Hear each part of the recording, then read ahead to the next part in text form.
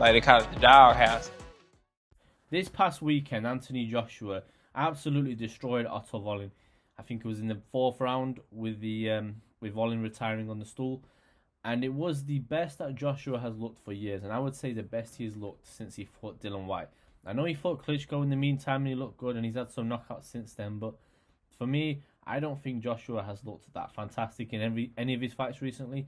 Pulev, he performed well, and he showed some little improvements, but there still wasn't enough for me to really say it was a great performance. But this truly was one of his best performances, one of the best Joshuas I think we have seen for years. And personally, I think it comes at a good time because with Joshua, he's always had different problems, whether it be the confidence, whether it be the chin, whether it be him trying to be something he's not.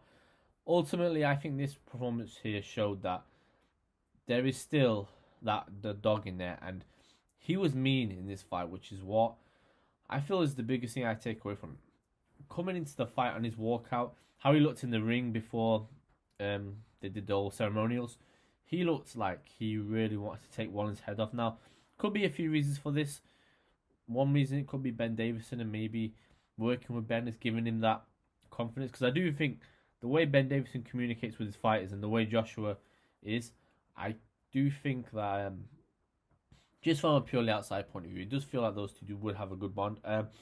It could be the fact that, you know, he knows Otto Wallin from the amateurs. He obviously beat him twice as an amateur, so there is that prior knowledge of the fighter. It could be the fact that he knocked out Helenius in his last fight, so he feels he's got more confidence. Maybe it's the fact that he's the main event on a card that is so heavily stacked full of fighters like Wilder, which I will get into another video, and the likes of Dimitri Bivol as well. But regardless, a very, very good performance from Anthony Joshua. And I think this is the best he's looked, like I said, for years. I don't think we've seen Joshua perform this well in any of his fights recently. Against Franklin, he looked timid. Same against Helenius.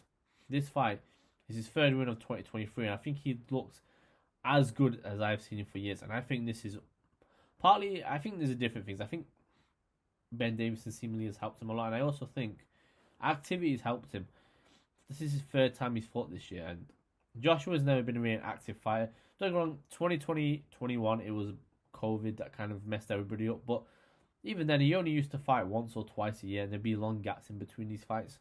Now it seems like he's more willing to step in the ring again and again, and that's only a good thing, because I'll be honest, the way he performed tonight, I say tonight, I'm recording on Sunday, last night, he would absolutely butcher Deontay Wilder fighting like that, and he would also give Tyson Fury hell. And bear in mind, Tyson Fury struggled with a Francis Ngannou who's built very similar to Joshua, and Joshua, in my opinion, is way more athletic than Ngannou. He throws punches at a faster rate than Ngannou.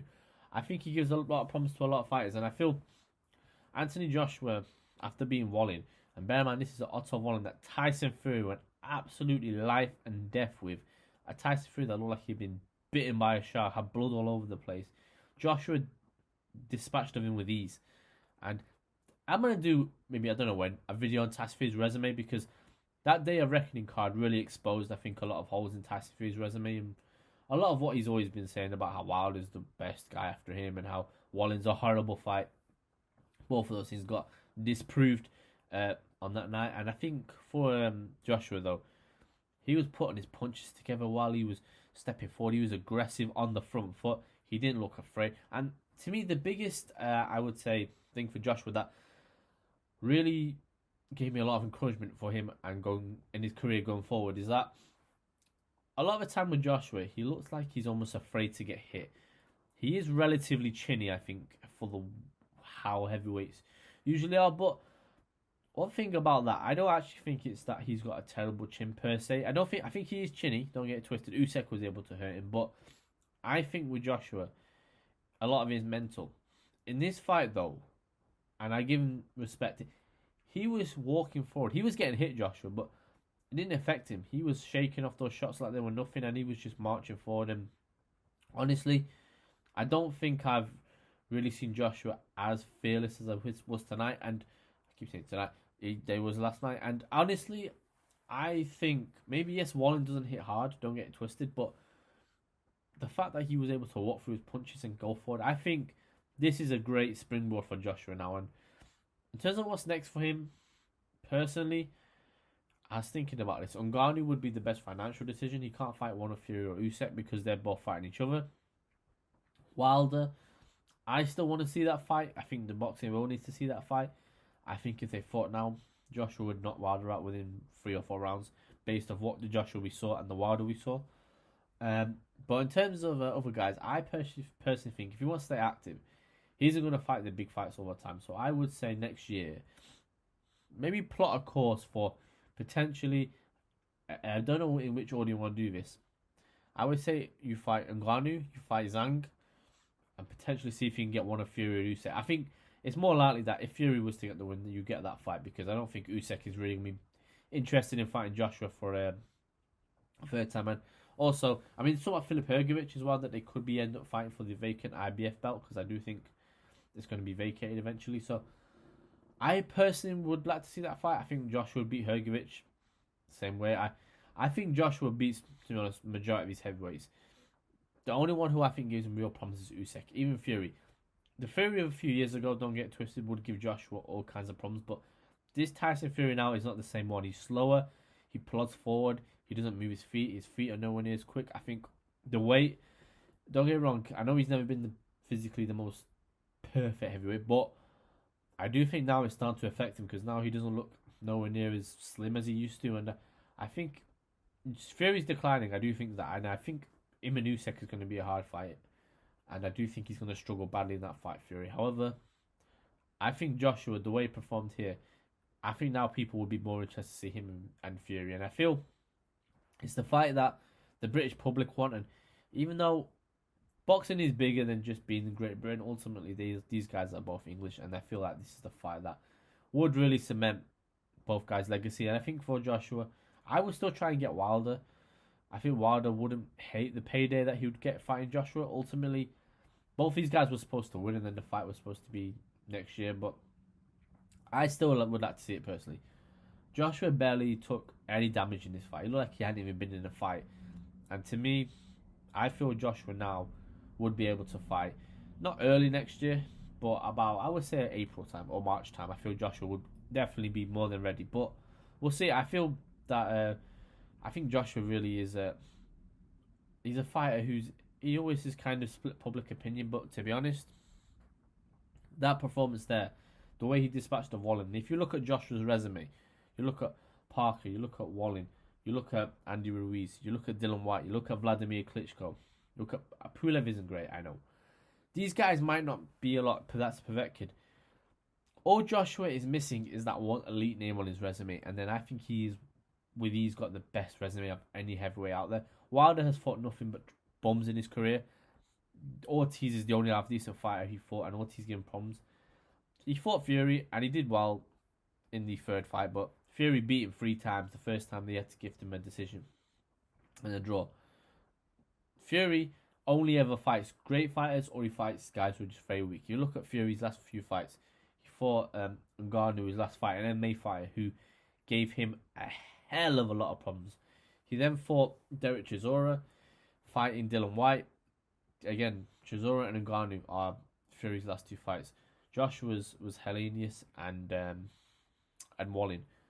I don't think anybody's telling me that Chisora and Ngannou is a better, from a pure boxing point of view, better resume than having those 2 with Wallin and Hellenius. I know Hellenius isn't the greatest, but ultimately Hellenius is still up there as one of the more competent heavyweights in the division. So, yeah, an embarrassing night though, honestly, for the likes of Wilder. I think for Fury, I'm gonna make a video on how I think Fury's resume really is starting to get picked apart a little bit. When you look at what Wallin was able to do to Fury and what Joshua did to Wallin, again, this shows that, I mean, fights aren't ever really straightforward.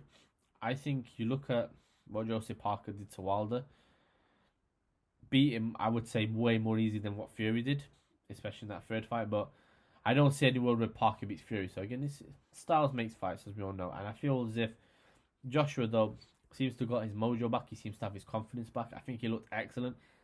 The sound went off on the zone for the first few rounds. But for me, Joshua looked excellent in that fight. He looked the best he has looked in years. And if this is the Anthony Joshua that we're going to get now, honestly, I think he's a problem for every heavyweight. He looked fast, sharp, aggressive. He looked fearless. He looked like the fighter that we... I actually think he's better than what he looked previously in a lot of his older fights. This could arguably be a career best performance because honestly, he looked excellent in this fight. And there's nothing really bad I could say about Joshua in this fight. He did excellent. For me next, you fight Ngannou or you fight Zhang. I think these two would be the ideal matchups. If this is like the new Anthony Joshua, I think I'm all for it. Because honestly, he looks sharp. And if he can perform like that from now on, I think that Fury fight gets resurrected. And I think a lot of people would be interested in that. And honestly, Joshua is who he is. He's a humble guy. He speaks very quietly. Isn't somebody who's really loud. But I always feel like Joshua's had this whole thing of being a quiet, nice guy on the outside. And then in the ring, he's a savage. And I think that's what you need to do. And that performance was excellent. I think his whole demeanor fight week has been like he's a lot more angry. He's a lot more on edge. And I think a lot of people feel like, oh, his head's gone. But honestly, if that's what it's going to take to get him to perform like this, I'd say keep doing that. And I think he was in the right headspace now. I don't think he's lost as he used to be. And I think him and Ben Davison could be a real intriguing team, especially with the way that Ben often communicates. If you ever watch his corner work, he's very clear and very concise with his fighters. And I feel that is what Joshua needs, I think, to really reach that next level. But yeah, great performance. I think it was the best performance of the night from Joshua.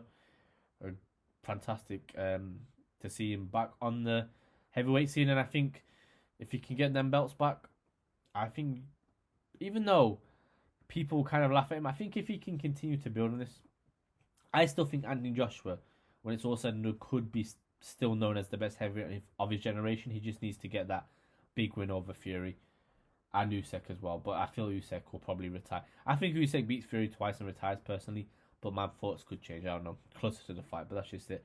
But great performance from Joshua. My next video I will do one about Deontay Wilder because I got a hell of a lot to say about that. But yeah, until next time.